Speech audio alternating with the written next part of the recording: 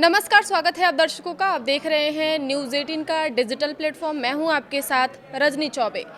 पश्चिम बंगाल में 3 बार की मुख्यमंत्री और टीएमसी नेता ममता बनर्जी की बेचैनी बढ़ गई है। हाल ही में विधानसभा चुनावों में राज्य की मिली करारी हार के बाद अब उनको एक और बड़ा झटका लगा है।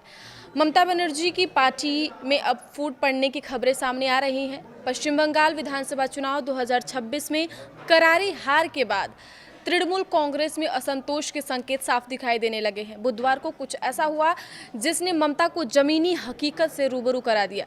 दरअसल पार्टी की हार के बाद कोलकाता में पहला बड़ा विरोध कार्यक्रम बुधवार को किया गया था, लेकिन इसमें टीएमसी के बेहद कम विधायक पहुंचे थे। वहीं दूसरी ओर 2 टीएमसी नियंत्रित नगर पालिकाओं में पार्षदों ने सामूहिक इस्तीफा दे दिया और पार्टी से दूरी बना ली।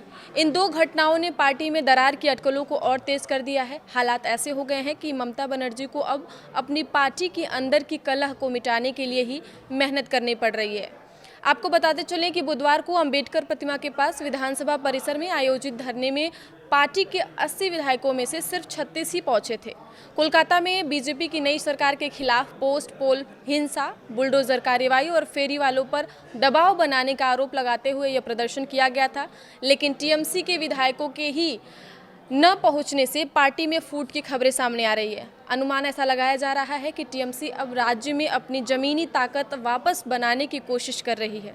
धरने में शामिल प्रमुख नेता रहे सोमदेव चट्टोपाध्याय, फिरहाद हाकिम, कुणाल घोष, नयना बनर्जी, संदीपन घोष और ऋतव्रत बनर्जी।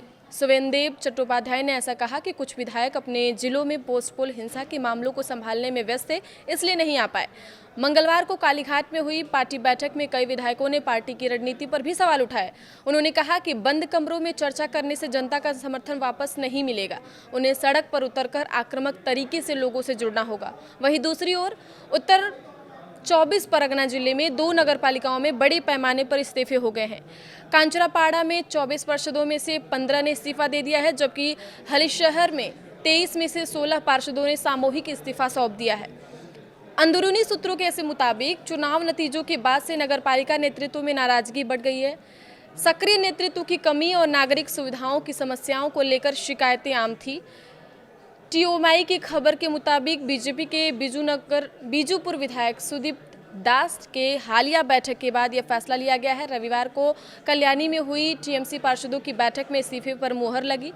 हलीशहर में बुधवार दोपहर डिप्टी चेयरमैन की मौजूदगी में इमरजेंसी मीटिंग हुई, जिसमें राजू साहनी के नेतृत्व में 16 पार्षदों ने इस्तीफा दिया। ये घटनाएं टीएमसी में संभावित राजनीतिक उठापटक की अटकलों को हवा दे रही हैं।